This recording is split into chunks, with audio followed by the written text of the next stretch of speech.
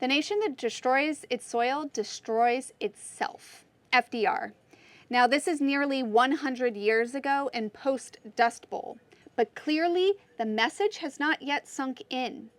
In today's media, it is widespread coverage on the massive erosion and sediment that we get off of the Mississippi Delta every single summer. There is very well documented soil erosion and settlement in areas across California, where just in 1988, the year that I was born, the soil level has settled 6 foot plus over those 30 plus years. Amazing documentation, and yet we still haven't done anything about it. We point fingers at commercial industrial agriculture. We look at deforestation. And yes, that absolutely has greatly impacted the erosion issues that we see across the world today. But we often forget that we as home gardeners have the capability to mitigate or increase the erosion in our own gardens, the soil loss and settlement.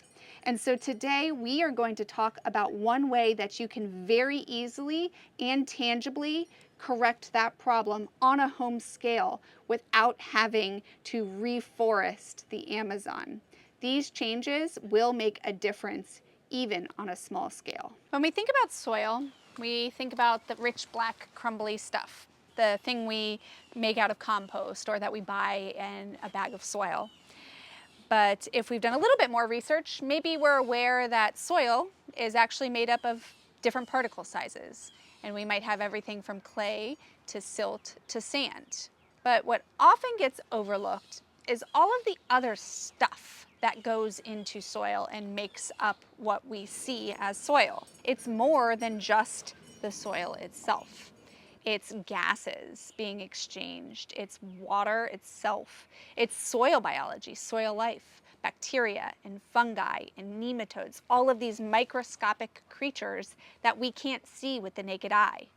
They estimate 1 tablespoon of healthy soil has over 1 billion living creatures in that soil. It's incredibly hard to conceptualize, but just because it's hard for us to think about or comprehend doesn't mean it's inaccurate or false. And all of that other stuff is just as important to the soil structure as the soil itself. Regardless on your thoughts about the environmental impact of soil erosion and soil biology, they have direct correlation to home gardeners. You're talking about 5 to 7% less nitrogen needed to grow the same crops. And depending on the crop, 30 to 60% higher yields just from having a healthy soil biology in your garden. That's a significant impact to you as the gardener. I totally get needing to take a break once in a while, whether it's hot summer season and you're just done for the year, or if your life just gets busy and you need to take a temporary break from the garden. It's easy to hit that point and then just walk away. Leave it bare, leave it empty until the following season when you're ready to get back on your game. But if we do that, we are leaving our soil bare, and it's going to be just like all of that industrial agriculture. We are going to see the same results in our own backyards. We are going to get erosion. We're going to get compaction. We're going to get nutrient runoff. All we need to do is make one simple change, and all of that can be avoided, plus a ton of amazing side benefits. All you have to do is keep your roots in the ground year-round. To understand why roots in the ground even matters, we're going to have to dig in and dive deep. Plants grow by making sugar from carbon dioxide and water. They then turn around and take this excess sugar they made and feed it to the soil biology, who in turn feeds the plants. This process is ultimately what builds soil. When the fungi and bacteria attach to the roots to be fed, they help the plant absorb more nutrients and water. They essentially form a glue, also known as aggregates, and this helps the soil stick together and ultimately prevents erosion and compaction. All right, so we are all on the same page as far as roots in the ground. You get why and what the benefits are. So how do we keep roots in the ground year round if you can't grow lettuce in summer? You can grow year round, I do. You just have to make some swaps and adjustments, of which I have tons of resources on the website and on this YouTube channel to get you started on how to grow year round. But if you are unable to garden for whatever reason, whether it be, family life or physical, or you just plain don't want to garden in the summer months, for example, there are some alternatives, and that comes in the form of cover crops. Now, cover crops are something that keep roots in the ground, keep those plants growing, but don't take any inputs from you.